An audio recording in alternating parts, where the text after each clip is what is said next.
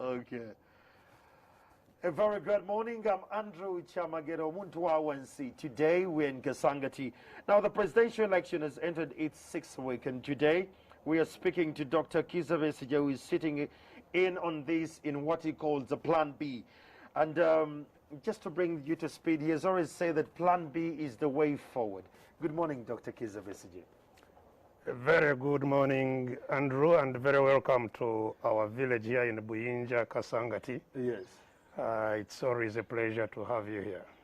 Well, first of all, what does it feel like to watch the elections and the campaigns of this nation on the sidelines after 20 years in the struggle, and this time you're watching these? What's the experience like?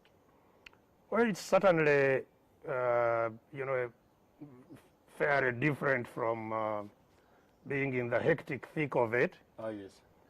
But I can tell you that it doesn't make the frustration of what one feels any less. If anything, maybe it's more. You know, looking at the kind of repression, the kind of injustice that overall surrounds not just the candidates, but law-abiding taxpayers of this country, who are daily, clobbered and treated like they are totally useless things, not even human beings. So it's very frustrating, sitting here and knowing that the struggle that I have invested my life in, almost my entire life, even after so long, from 1980, it's 40 years, that it actually looks worse than it was 40 years ago. It's very frustrating. When you look at these entire elections, the year of 2021, what is unique and what is the same as per the dynamics? Well, a lot of it is frankly the same. It's more of the same. This particular campaign is obviously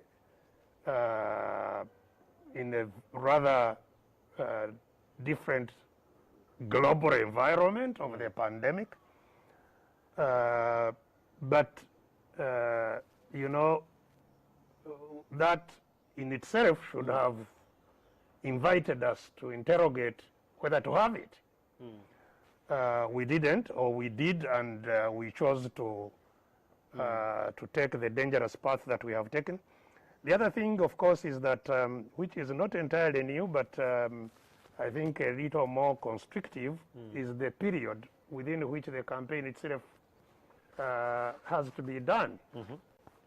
Because, and very strange, I think we have had each season of new electoral commissioners, we have just had worse and worse electoral managers. Because in this particular electoral season, the people who have the smallest place in which to campaign have the longest time, and those with the widest place to campaign have the shortest time. A councillor for a parish will campaign for 6 months. Before even the time comes. Before they vote. A councillor for a parish, which you can walk through every day. They have 6 months to campaign. They are the first to be nominated, and they will be the last to be elected. Oh, yeah. The person who has to campaign in 146 districts, 146 districts, has 60 days in which to do that. Now this is, and we are talking about 350, I think 351 constituencies. Now, a decent campaign to reach people, and especially in a country like ours, whose media penetration is really insignificant, even after all the hype about the number of FM radio stations and TVs and so on. If you go to the villages, that's why they wanted to buy radios when it dawned on them that one could have education remotely. They realized there were no radios in the homes. They have been thinking about buying radios for homes. And that's the truth. There are no radios in the homes. And even if you put them there, they would have no batteries to put in the radios. You know, the amount of poverty that we are dealing with in this country is humongous. It's a humongous. And therefore, with that level of media penetration, any decent campaign would mean that you actually have to talk to people physically. Now, if you have to talk to people physically, you at least need minimum a day for a constituency. Because a constituency, you'll find, has maybe 5, 4, 7 sub-counties.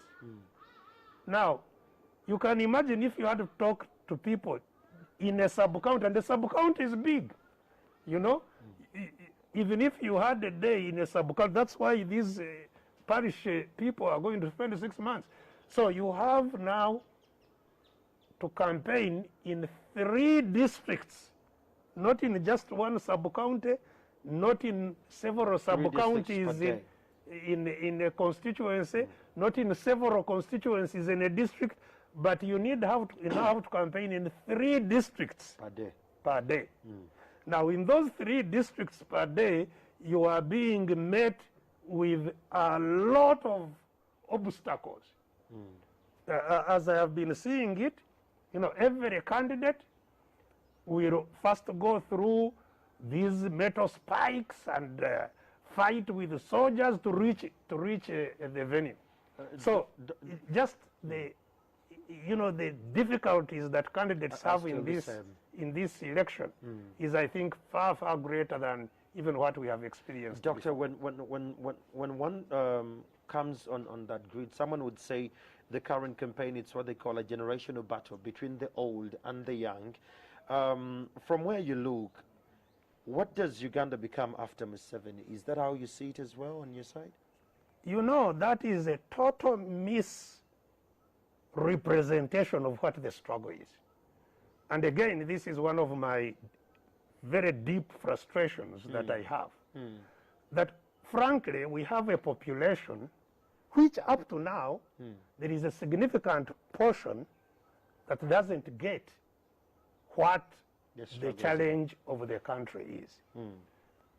The challenge of the country and the challenge of the continent, not just Uganda, is not a generational problem. The challenge of Uganda is a power problem, that the population is powerless, whether young or old. That is the problem. They don't have the power. That there is no power in the country, in the population. Where is the power, Doctor? With the gunmen who even created these countries. These countries were not created by ourselves. They were created by guns from the British and the Europeans. Now, so our countries were created by force, foreign force. They are still kept by force. Uganda has never had a leader hand over peacefully to another leader in its entire history. Does that mean we are going to go back to war, Doctor? No. Let's first resolve what the problem is. Because you were introducing it as a matter of course, that there is a generational battle.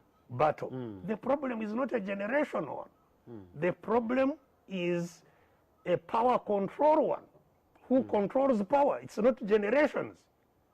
Power is controlled by guns, by force, not by the population. There is no popular control of power.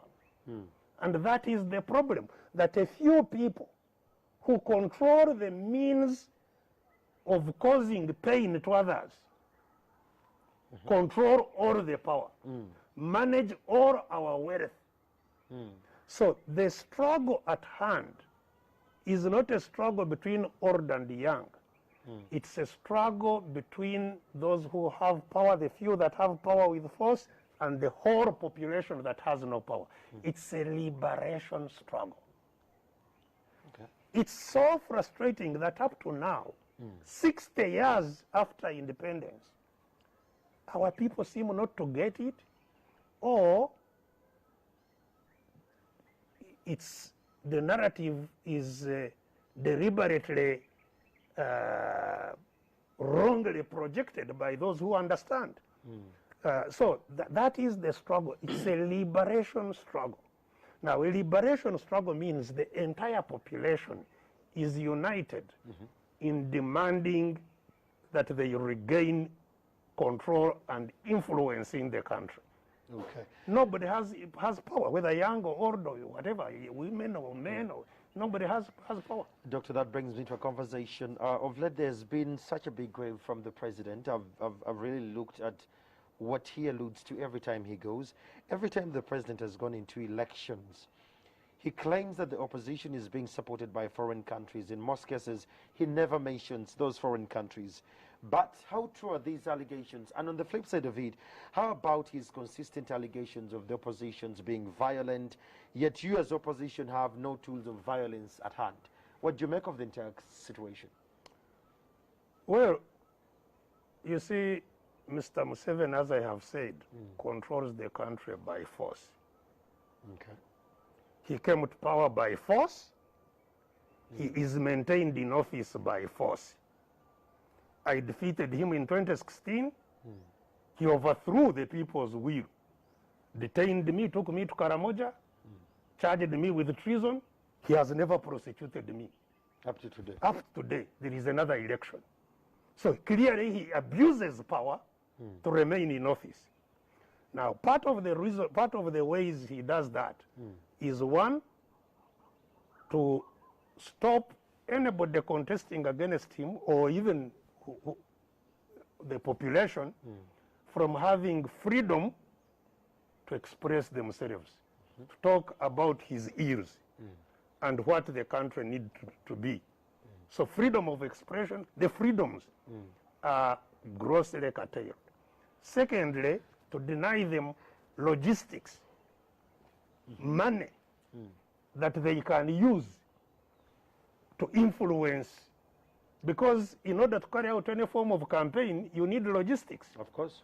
You need to move. You need airtime. If you go to the radios, you need to pay. You need, so one needs logistics in politics. Now, that's another place where he tightens very closely. So internally, what they call, security operations. One of the security operations is to hunt who has money, and if anybody has money who is not under their control, that money must be removed from them. And impoverishment. The president said that this is by Western forces, external forces that want to cause anarchy. Yes, in this is where I'm coming. That is the strategy. This is where I'm coming. Okay. So first of all, it is to make sure that internally nobody has money that can provide that kind of logistics. Okay. Anybody who is doing business must be his son, must be his daughter, must be his in-law, must be the people he controls and who support him. If there is anybody who does not support him, he should not have money, and they will be hunted down and make sure that they are impoverished, including the general population. That's why the means of production for the country and economic empowerment has been grossly undermined. That's why cooperatives were destroyed in the first place, because cooperatives were empowering the population. That's why, our national assets, corporations, public corporations, were all privatized to themselves. That we had Uganda Commercial Bank. Now it is Stanbic Bank, which is owned by the Museveni family. So they privatized what was national assets to deny funds for people that can organize against them. So internally, they have control over anybody who has money. That leaves external sources. So then their worry is who can bring in money from outside to help these people to organize. That's why he now attacks foreigners. He thinks if there are people organizing, and he doesn't know where they are getting money from, because he has impoverished everybody, he has control, he looks at every account. So how are these people moving? How do they buy fuel? But Doctor, how true are these allegations? Do you as opposition Of course it's nonsense. But even if they were true, there is no reason at all why people outside the country should not fund people in the country. First of all, we have a huge diaspora population. You know, the money which the people, Ugandans outside Uganda, bring into Uganda is much more than Uganda earns on its own from its exports. So if Ugandans outside have money, because they have not been impoverished like the ones he controls here, whom he has impoverished, why can't Ugandans send money back to liberate their country?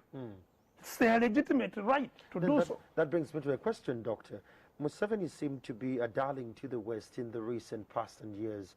What happened? What changed? Why is he scared about the external funders to whom he was a darling? Well, I really don't know. You know, first of all, understand that the foreigners don't relate to Uganda because they like any of us. Okay. Why do they? It's not that they like Museveni because Museveni is a good person, that they like this one or that one. Foreigners come here for their own interests. They have national interests they serve in their capitals. Now, when their foreign interests are undermined, then they become unhappy with whoever is undermining them. Oh, okay. And when their interests are being served, regardless of whether ours are being served, because when they were darlings with him, he was still torturing us and killing us. It's not that Museveni's attitude to Ugandans has changed, that is what has changed the opinion of foreigners. No. Museveni has been doing the same things that he's doing. The reason that if they are against him now, they would be against him, is that because of having done what he has been doing for a long time, he's now endangering the country itself, the economy. Okay. The economy has collapsed, actually. And insecurity is bound to happen. Everybody can see that, that you cannot sustain this level, because the more he becomes unpopular, the more he must use force. The more he uses force, the more he becomes even more unpopular.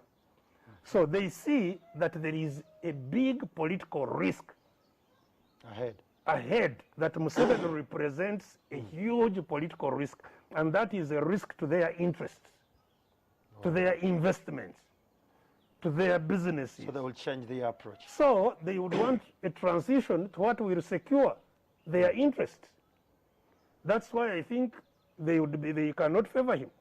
So happily now, it would appear therefore that our interest for change here happens to coincide with theirs. It's not that they are supporting our freedom. It's their foreign policy. It's that Museveni is now endangering their interests. That's how I look at it. Doctor, before COVID-19 hit the country, we're in the process of having a national dialogue. But now, with the death of over 54 Ugandans, this is according to the president, by the way, is it time for Ugandans from all walks of life to talk and discuss about the future of Uganda? Well, it has always been ripe for Ugandans to discuss its future. As I have said, Uganda has been imperiled, has been in danger all these years. It's not a new thing. It's not COVID. Even before COVID, there was a very, very deep crisis here. You know, really, and as I have said, it's not just Uganda, it's real Africa. We have an existential threat. This country, we can become extinct. This continent, the black people of this continent can become extinct. The gap in knowledge between Africa and other continents is extremely huge. We have no knowledge on this continent. That should worry us, because the world eliminates the weak. And the biggest weakness one can have is weakness in knowledge. Now there is a pandemic. The whole continent, we are looking at others to save us. When we talk about vaccines, we are looking at others to save us.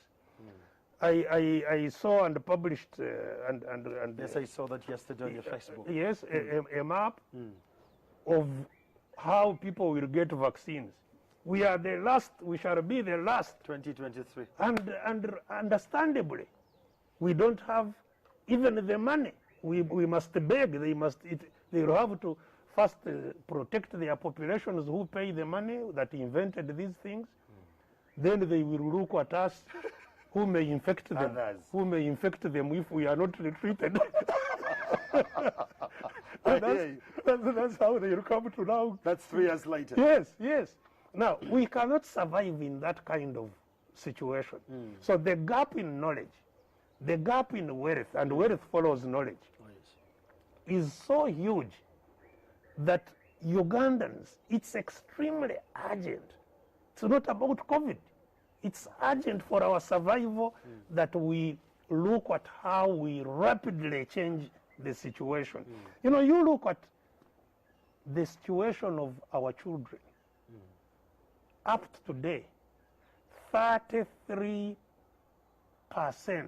of our children are stunted, child stunting, which is irreversible. Now, if one of every 3 children is stunted, is operating far below capacity of a human being for life, that is a huge, huge crisis. We are talking about having 40 million. In effect, we have 10 million. Stunted. No. Yes. We have 10 stunted million that we have, the others have to look after. So that should worry any person, any reasonable person, and that this has been going on for all these years. You know, that Museveni has been in power 35 years, is talking about, you know, securing the future. How can you secure a future of stunted people? Yesterday, Doctor, yesterday we had our very first story on the COVID-19 cash payouts. You saw how much money went into these. What do you have to say about these stories that bring out corruption that was embedded in COVID-19 cash? You see, it's not just COVID-19. What I talked about, the liberation struggle, what is it that we are liberating? We have no control over our resources. As a nation. As a country. That's what it means. I told people a long time ago, don't waste your time that you are listening to the national budget. It's nonsense. We don't have a national budget. The money of this country is run according to what Museveni wants. Wow. Absolutely. The COVID money is a very glaring example. First of all, when COVID came, we did not have a single shilling in our Bank of Uganda that this is the national reserve. Contagious. All the money that should be our reserves had already been eaten. We are a country without a reserve. So even the first bag of food that we had to buy to save our people in lockdown, or to give to Minister of Health, we had to borrow. The country immediately borrowed 600 million euro in March. These were unprecedented times, Doctor. We didn't see this coming. We didn't, but that's why every country must have a contingency, because everybody knows that you can have things that happen without your prediction. You can have an earthquake, you can have storms, you can have all kinds of things. That's why we must have a reserve. We didn't have any reserve. That means we are reckless. It's like a drunkard in a home who has nothing in the bedroom, you know. You know, that's how the country is run. We are a country of managed by drunkards. So we had no reserve. We borrowed all this money. Of the money that was borrowed, when everybody is locked down, when everybody is suffering, from March up to now, the money that has been taken to State House, not to the president's office, the State House. home of Mr. Museveni, 620 billion for secret work in his home. 620 Not billion. supplementary. Money for donations in his home, State House donations, 343 billion. Between March and now. Yes. So just the donations of his home and secret, whatever secrets he was doing, Classified. he was doing in COVID in the home, in the home, between donations and secrets in his home, we have spent $1 trillion. On the home. Yes, on the home, 1 trillion.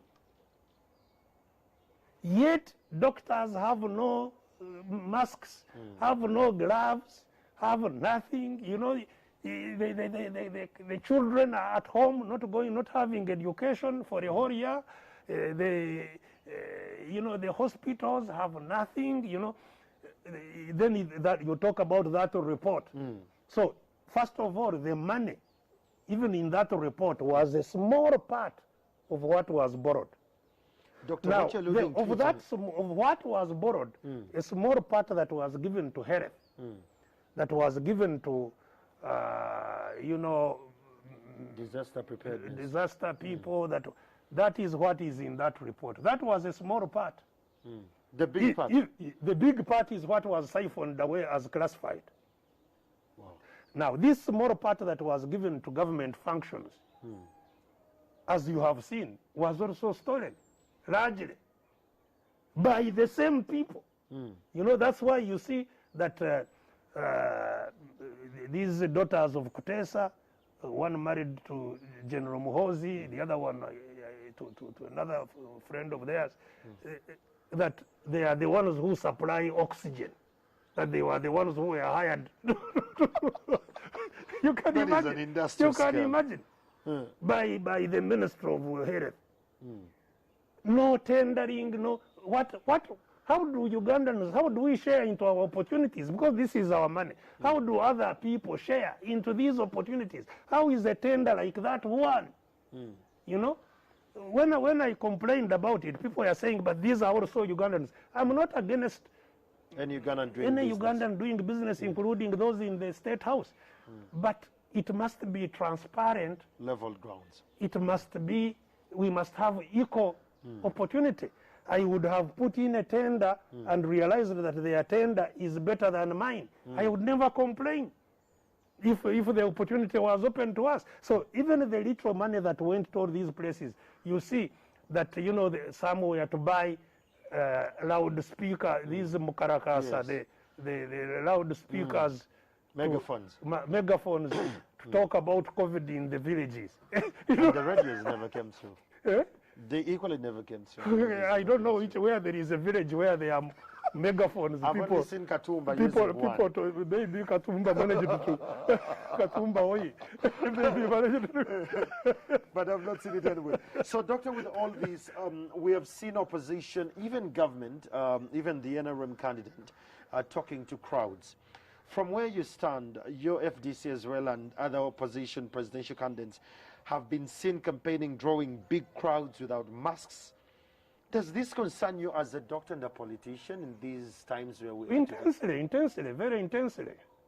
You know, I have, right from the onset of the pandemic, I took very, very keen interest. I published weekly, you know, briefings about COVID. You actually gave me a concoction. I'm still running by. Yes, I have been deeply involved in the whole pandemic. We tried to save Ugandans because we knew that there is really no government, that they are locking down people, there is no ambulance system in the country to take people to hospitals. We mobilized the Ugandans to volunteer and give vehicles to a pool that we could use to create emergency services in lockdown. The regime arrested and terrorized everybody to stop, that, you know, nobody apart from government is allowed to move. We Try tried. and say those were standards, quality control measures. Nonsense, absolute nonsense. Because, so where have those quality measures gone? Because the pandemic is still there, you know? So that was absolute trash. We trained our drivers, because again, we are not doing it as reckless people. We are people who know what we are doing. We trained the drivers on managing the movement of patients during such a crisis. Because again, whether it's a woman going to deliver, whether it's somebody having an epileptic fit or whatever, you know, whatever emergency it is, you don't know who has COVID and who doesn't. True. So in order to provide any service of any kind, including, you know, people in the village, you know, the people who, you know, the traditional birth attendants, anybody who does help other in health relations should have been immediately sensitized and protected, so that any time you are dealing with a sick person or a supposedly unwell person for any reason, you are protected. That never happened. This should have been the first response of government. But we did, when we mobilized the drivers, we had a training. We had a day's training of the drivers on how to take people safely to health facilities.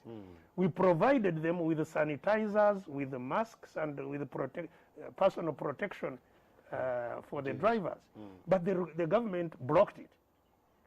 We tried to mobilize, we were trying to mobilize, you know, food to give to people. Government blocked it, yet not providing anything in the alternative. The only thing that remained working and which is still open was counseling. We also provided counseling services. So now, and I then provided weekly briefs on the pandemic, to say how it is. So I cannot fail to be very concerned about what is going on in the campaigns relating to the spread of the COVID. Should these campaigns have been handled? What could be the best way here? The best way was simply not to have campaigns at this time. Why?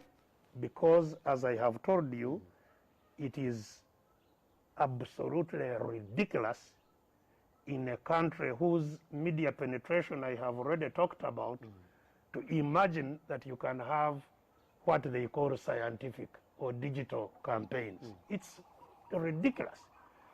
The FM stations that they are talking about, even now, 255. Yeah, and you can see even now because they are owned by NRM functionaries. I told you that has been the policy to crush everybody else, make sure everybody else is poor. So whoever owns the radio is theirs. The radios are either theirs directly or their agents. So others who are challenging them have no access to these radios. But even when we pay exorbitantly for airtime on those radios, you are stopped. You have seen, you know, candidates stopped from accessing these media houses. So in that kind of a situation where the media penetration is very low, where, you know, even the finances for campaigns is very low, and so it was, and you know, you have still a highly illiterate population. We should never have had these campaigns. The law provides a path that could avoid them until we are safe. The president chose to take the Health Act. The reason Mr. Museveni chose to endanger the country, and by the way, you remember he himself had said that it would be madness for anyone to organize for elections. To organize the election. That was the second address. People had always suspected that they are mad people in this government, you know. Now they have confirmed that we are actually managed by mad people. You know? This was his road pronouncement. So that should have been the only reason he chose to take the dangerous path was because it dawned on him that if elections were postponed, there is no path in the law that could allow him to come. That could allow him to continue in office after May. Yes. Then the Speaker of Parliament would have had to take over. With such a hostile parliament at that time. So he could not contemplate. Museveni will never contemplate not exercising power. Never. He will never contemplate. That's why for me, those who are talking Muhoozi project, I don't know which project. There is only Museveni project until he dies. He can't contemplate. So he doesn't have a succession plan whatsoever, the case it is? He has a succession plan like you have, that when you die, my son will your son. Or my other. Yes, that's maybe he has even put it in his will or something. That's his succession plan, but not in terms of transition plan. Of power to power. That, you hand over power. He does not consider a moment when he will hand over power. No. That's why he's always talking about, he wants to liberate Africa. He wants, I don't know. East Africa. Not just East Africa, Africa. His mission is for Africa. He's a Pan-African. Yeah, but being a Pan-African doesn't mean that you have to lead Africa. You can be, we are all Pan-Africans. We provide information, we work for Pan-African ideas. You don't have to be the manager. A manager, this is just, it's a form of sickness indeed. So, that is the problem of the pandemic, that we had a Mr. Museveni who felt personally, worried that the pandemic could go beyond his term and he has to leave office. When it comes to that, he doesn't care how many people die. He doesn't. And this is why, I really feel so disturbed about people now you see claiming that they are NRM and saying the opposition wants to disturb peace. The opposition wants to this defiance. They forget that Mr. Museveni came to power on top of 500,000 scars that had died in a war he started. With your help, you're in the center. Yes, absolutely. So, what I'm saying disturbs me is that now they forget. So they say, Museveni is the embodiment of peace. You others want to disturb the peace. Yes. We are the ones who want to disturb the peace. And he can kill people who want to disturb peace. So he will go, if you protest his injustice, he can come and shoot as many people as he wants. So what I'm saying is, Museveni has no regard whatsoever to people's lives. Absolutely none. But he has led us through the pandemic. He said he gave the best leadership. Uganda was accredited as one of those countries. Accredited by fools. Again, really by fools. Because if anybody, absolutely. If anybody is living here, how would you accredit this fake thing that it is doing the best? I told you where we started, that you have a country without any reserve of any kind. So you accredit that this is a country prepared for a pandemic without any reserve of anything. No food reserve, no fuel reserve, no medicine reserve, nothing. That is a country that has been spending for the most of these 35 years, less than 5% of the budget on health. I think it's only on 2 years when the budget went to 7%. But again, it came back down. Yes. That is a country that you credit. Because how is a pandemic managed if there is no health system to run it? If you have been spending less than 5% of a budget, you are spending money buying weapons. Can weapons fight a pandemic? even during the pandemic, you have seen what I have told you, that you took, during this pandemic, the 3 trillion was taken to defense for classified, from borrowed money. 3 trillion. We are dealing with unseen war. That's what the president said. So if you are taking 3 trillion to defense, not to health, but people are drumming, you are managing a pandemic where they are just fools, absolute nicopumps. Let's take a break for now. This is still Morning at NTV. We are live from Kasangati at Dr. Warren Kizza-Besigye's residence. It's a beautiful morning. We are looking at the elections and the campaigns, the previous 20 years when he was right at the core of the struggle, and right now when he's on the sidelines watching what is happening and how it's happening vis-a-vis the corruption going underway in the wake of the pandemic. We'll take a break. We'll be back at Dr. Kizza-Besigye's residence. I understand my colleague Herbert Ziwa is in Rukungiri, where you happen to come from, Dr. Kizza-Besigye. Herbert Ziwa, if you could paint for us a picture, what's the situation like in Rukungiri, and especially when it goes to COVID-19 guidelines? Is the NRM following all these guidelines as they were given? Thank you very much, Andrew Chamagero and the viewers, and thank you very much, Dr. Kizza-Besigye, for appearing on our morning show. We are here in Rukungiri, to be specific, on Ruvavo Road, and this is the home district of Dr. Kizza-Besigye. It is also the home district of Lieutenant General Henry Tumukunde, who is contesting against President Yoweri Museveni. Aside from Ruvavo constituency, the rest of the constituencies here in Rukungiri are in the hands of the FDC, that is Rujumbura County, Rukungiri Municipality, and the district woman MP is also from FDC. Aside from the district chairperson, who is NRM, most of the positions, even at the lower level, are in the hands of the FDC.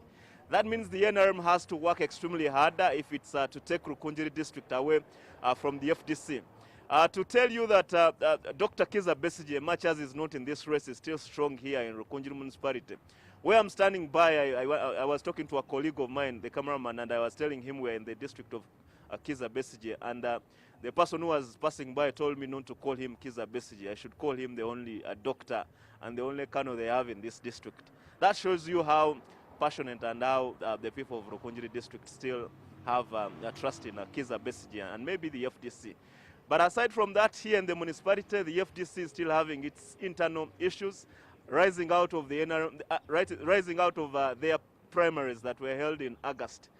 We have the Secretary for Mobilization, Ingrid Turinawe, coming against Dr. Warren, who won the party ticket. She chose to come back as an independent, and there's fear that the votes of FDC in the municipality are likely to be divided among the two, which is likely to give NRM an opportunity to come and take over. But aside from that, early morning by about 6, the soundtracks of playing music of NRM, people clad in the NRM yellow t-shirt colors, the posters of Yoweri Kaguta Museveni have already pinned up around this municipality of Rukungiri in anticipation of Yoweri Museveni's coming to campaign here. In the district that he failed to win in the 2016 general elections, he won all the districts in Chigezi sub-region, apart from Rukungiri district that was won by Dr. Kizza-Besigye. So, Chamagero, that is the situation here in Rukungiri district. Thank you so much, Herbert Ziwa in Rukungiri, and we hope that this comes to light at the end of the day. The FDC squabbles that is currently underway, that they will come to lasting solutions as a party. Coming back to you, Dr. Warren, CSOs, civil society organizations, and NGOs, their accounts were frozen over the weekend. And they have come out and they have challenged the government if it can name one particular country, because these are elements the president is saying that they are being used by external forces. And I've seen them alluding to the fact that this seems to be a targeted move. What's your take on this? Yeah, well, thank you. And if Herbert Ziwa is still monitoring in Rukungiri, I would want you to extend my warm greetings to all my people there. Fortunately, the people of Rukungiri. And they say that you're the only doctor and the only colonel they have. Well, fortunately for the people of Rukungiri, they woke up. Oh, yes. part of the problems we still have in this country is that some people have not woken up to the reality that I have been describing. The people of Rukungiri woke up and they know what to do. So even if Museveni goes, even if he takes his billions to buy support, he won't. Now, I told you earlier on in the program that as part of Museveni's approach to controlling the country, continuing to keep a strong hold on the country, is to control means of doing anything. Funds. Logistics. Logistics. First, Ugandans,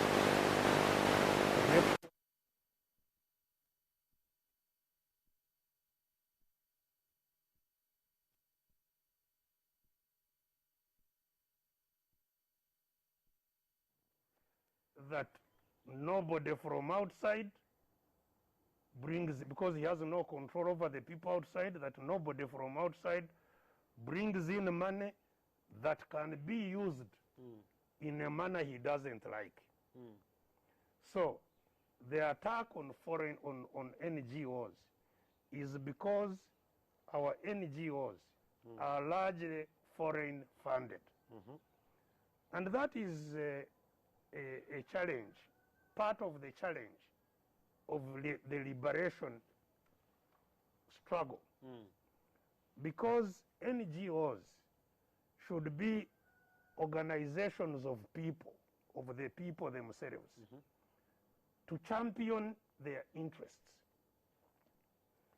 Now, when you have NGOs that are therefore largely, if not entirely, foreign funded,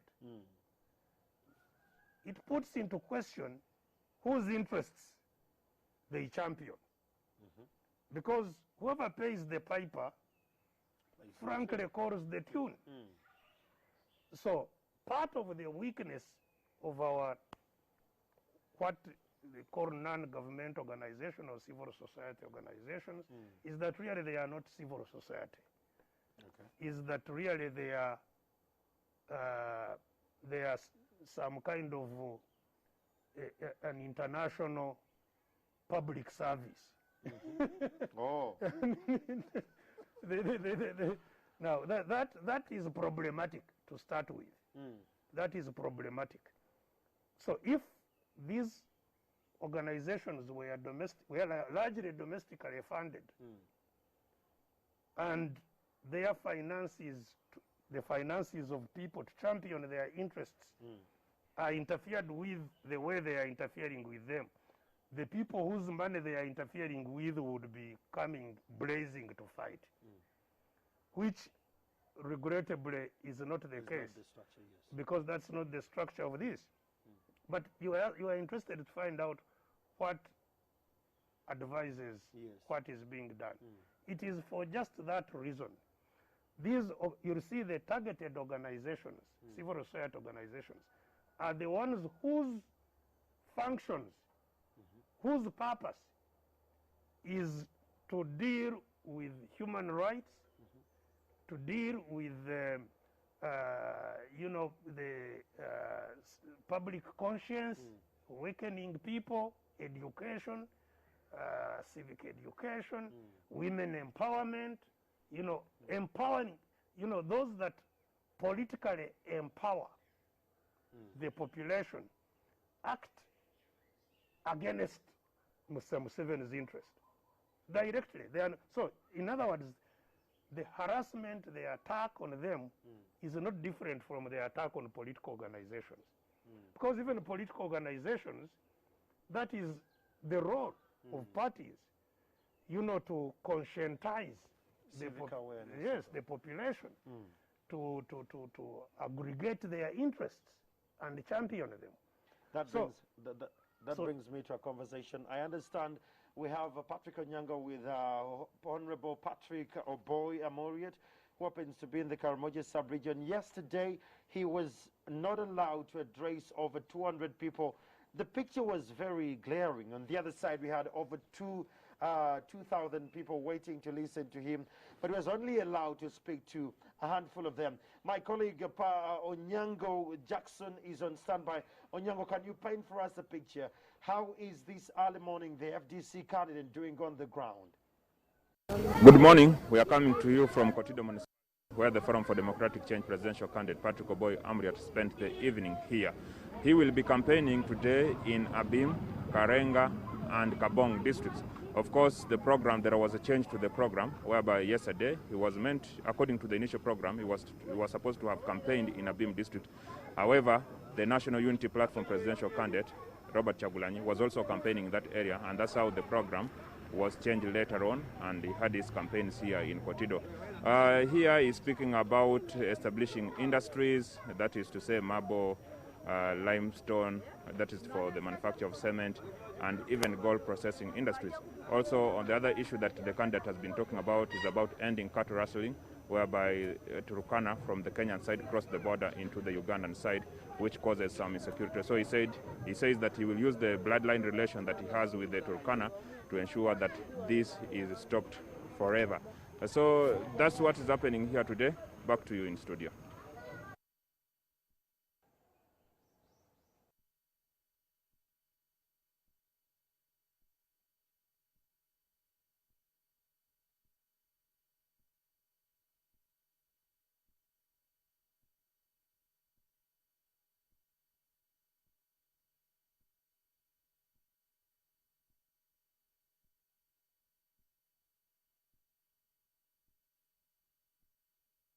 What are the security blankets like, and what have they emphasized from last night to today?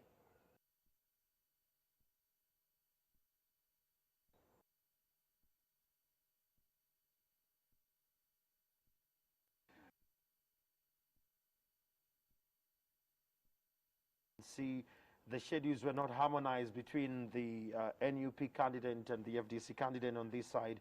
But on the same thing again, the security seems to be having glitches here and there. What do you make of that? No, the security is not doing anything different now from what they have done always, which is to carry out the orders of their commander, Mr. Museveni. And Mr. Museveni, as I have always said, is the person. You know, I have really never seen anybody as terrified of an election as Mr. Museveni. I don't know whether any person... What do you mean by terrified? You know, because, I mean, one can pretend and allow something. You know, he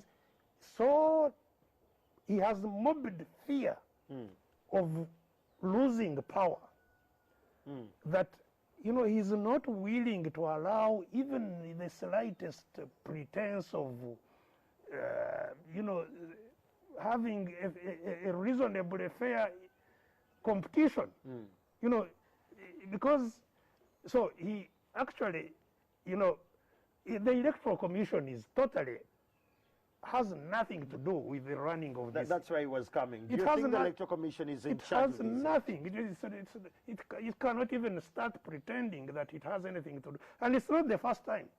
In 2001, that time the chairman of the Electoral Commission was the late Aziz Kasuja. Kasuja wrote to Mr. Museveni a letter that is part of the evidence that we presented in court in challenging the outcome of that election. Kasuja said, Mr. President, the military has disintegrated this election.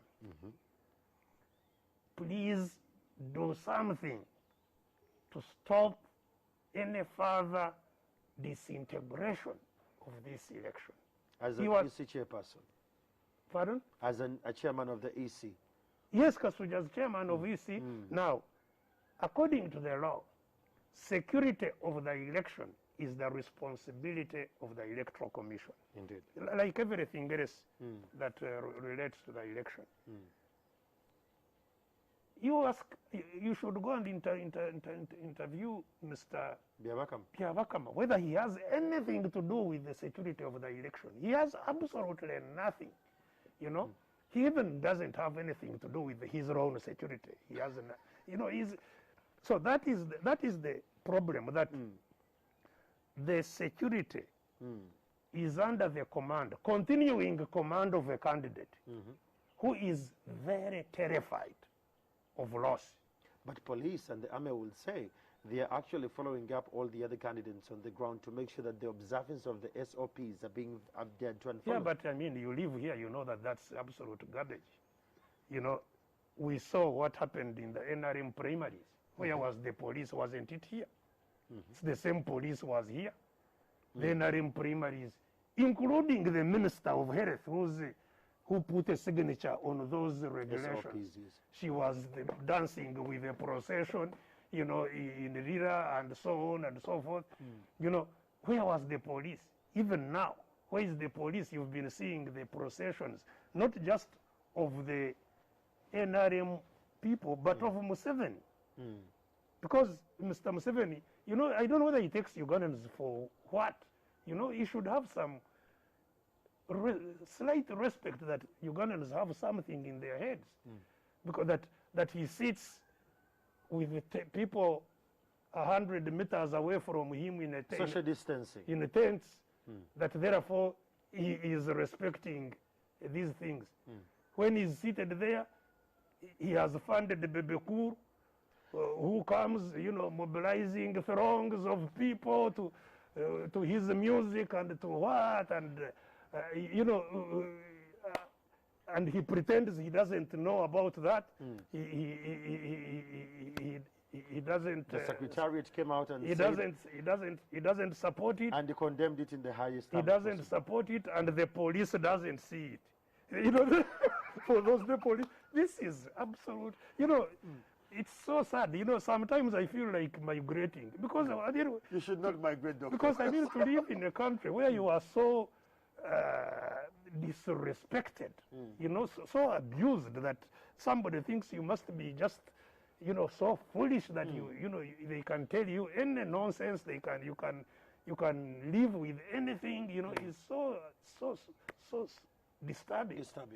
In that way, just last week, the foreign secretary, rather the foreign committee, the chairperson of the foreign committee in the US, with his party coming into power very soon, he wrote to the Congress and told them that Uganda, and they pulled out some names from the Kabale incident, rather the Kasese incidents, to the incidents about the abuse of human rights.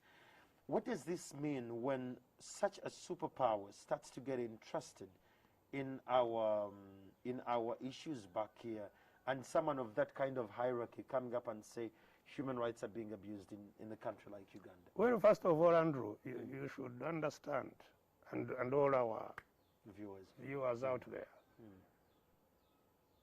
the struggle I was talking about of regaining power and influence in our country is our struggle.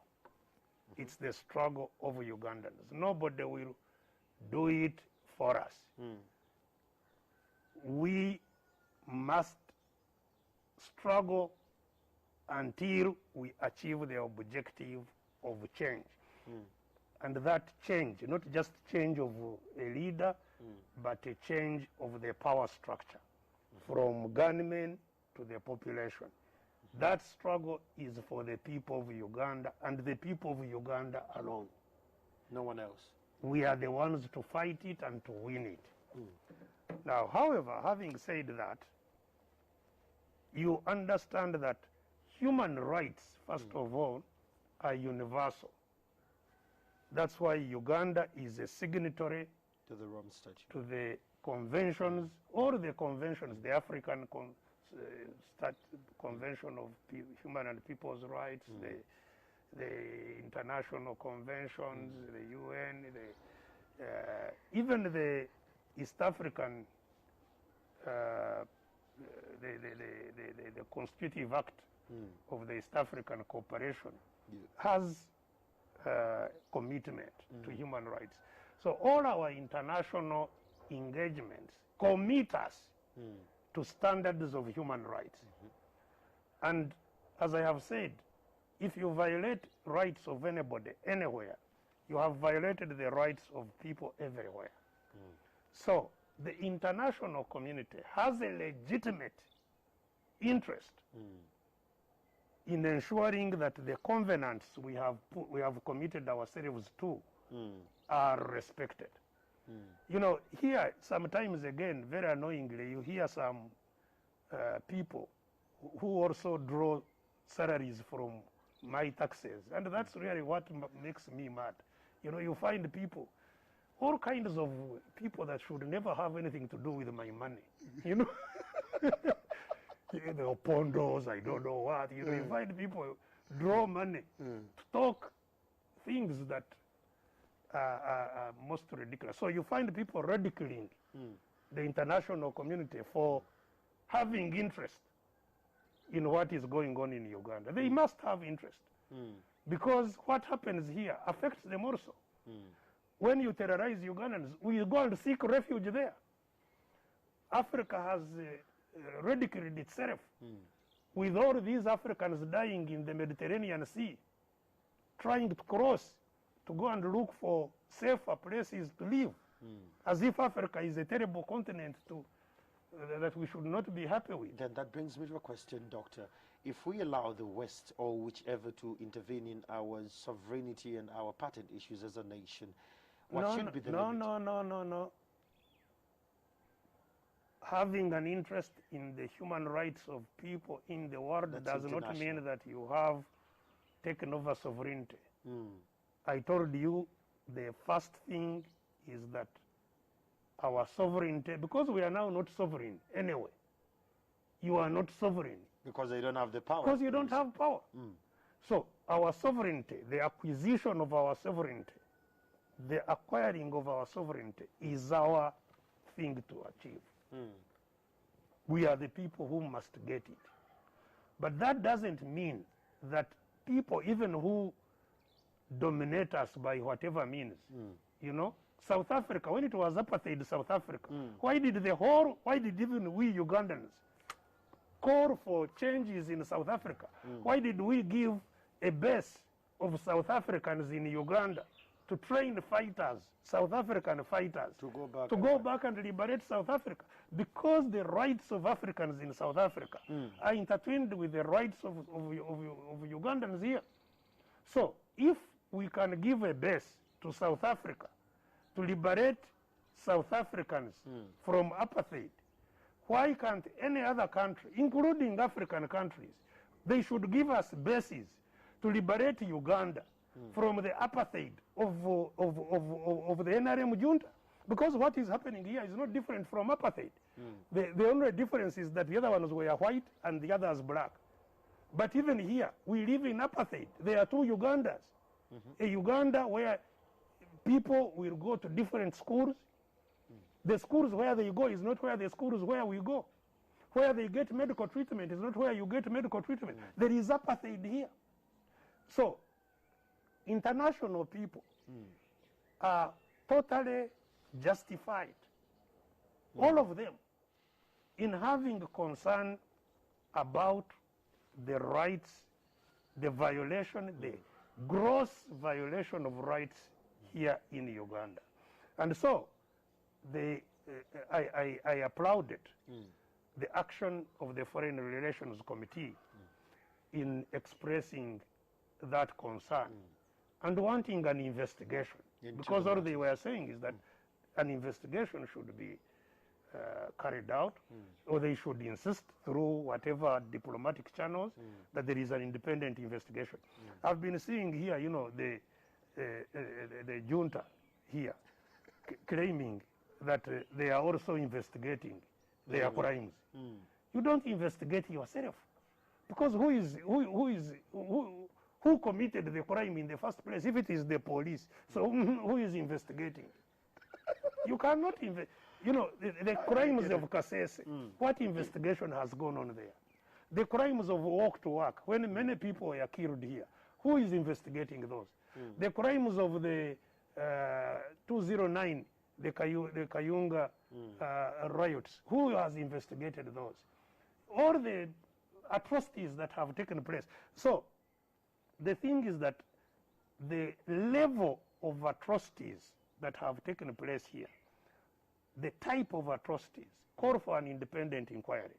And that is why, by the way, some of us mobilized the Ugandans to sign a petition to the International Criminal Court.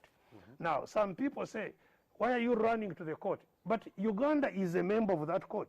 I did not, it is Mr. Museveni who signed to become a member of the International Criminal Court. Now, if we accuse you there, how do you say we are wrong? When especially our courts, our judicial system, the police cannot investigate. Even if we investigate privately and go to court, the DPP immediately comes and take over our cases. We have taken Kayihura to court. We have taken a number of police officers who violate rights to court. Immediately, the DPP takes over the case and kills it. So if, and even recently, you remember, in a case, a constitutional petition, one of the constitutional judges said I should go to my own court. Because you don't believe in these courts anyway. He said, yes, whether I believe in them or not, I pay them. You know, you cannot sit there eating my money, you judge. And you say I have no right to bring a case to Dr. you. Besigye, because of time, I have two last questions. So there's been an instance of international observers of elections, and this is a question that is very pertinent because they said, the observers said, the letter that was written to them, it was to whom it may concern. It was not highlighted to these particular ones. So with or without the observers, what value do these observers add to our elections on a broader scale? Well, I think the observers add value to the extent that, first of all, if they are many, if they spend a longer time, the problem is that most observers are tourists. Oh. They come on the eve of the election, check in 5 stars, the big hotels, and you know, go out on voting day, and after voting day they are on their planes going. Now that's not election observation. Election observation must observe the whole process, which begins way before the election begins. You know, which talks about the freedom, because if you are talking about fairness of the election, you must have observed it at least maybe more than a year before the election to know registration of voters, you know, the compilation of the register, the freedom of expression, the openness of the media. You know, you must observe all the various things up to the nomination of candidates. You saw, for example, here, candidates who were saying, and rightly, that the law provided for freedom to consult on their candidature 1 year to the election. That is within the Presidential Elections Act. True. Was anybody allowed to go out? Now that greatly impacts on the election itself. Because if you just surface on nomination day that you are a candidate, nobody has ever heard of you. Nobody knows what you represent. Nobody, you know, how do you, and you have only 2 months to go around the election. How does anybody know what you stand for? So, you know, if observers are there to observe this, and I was especially myself very happy with the European observer mission, because the European observer mission stayed the longest, and left later. And yes, they stayed the longest, and they were the widest. They had more observers. They had the greatest outreach. Regrettably, again, you know, this is where, you know, one gets frustrated with Africa. Because, you know, like the Baganda say, the person who has lost a person must be the one to deal with the more difficult things of how that person is buried. You know, you cannot cry more than the bereaved. You know, people come to help you, but the bereaved must take the, you know. Look, the smallest observer mission is the one of East Africa. Yet we are the people who should benefit from free elections more than anybody else. We don't, as East Africa. The regional bloc. Invest, yes, invest. That's why I applaud West Africa. ECOWAS. It's strong, yes. ECOWAS has been very effective and helpful in helping West African states transition to more democratic dispensation. East Africa, nothing. The African Union is even worse. That's a conversation of another day, Doctor. Because of time, allow me just to ask you one thing. This is about COVID-19. Should we change the COVID-19 messages? We have gone wrong as a nation. The numbers are spiking. The numbers are surging. Well, but who is even listening to these messages? I told you, even the megaphones they wanted to buy, they are not there. Well said. There's been no investment in really getting people to understand what to do. I told them about the boosting their immunity because I knew the response of Uganda had failed to contain the spread. We have now level 4, the last level of spread, widespread community infection. What you need to do is now improve your immunity more than anything else. Yes, you must keep on putting on the mask. The mask, incidentally, is not so that you are not infected, actually. It is so that you don't infect others. Absolutely. And this is why even those who are putting them on should realize that the surface of the mask is the most dangerous. So when we're adjusting the mask, please try to use the sides. Because here, which we normally tend to touch and lift it, is where whatever is supposed to infect you will be coating. And therefore, but use masks, continue to sanitize. These are the most effective things. Avoid distance as much as you can. Getting close as much as you can. But life must go on. Therefore, boost your immunity. Take those vitamins, that concoction which I advised you. For some people, it is doing wonders. The test is awful. If the test is very awful, by the way, maintain the same. Add some pineapple. Add pineapple so that you make it a little more lighter.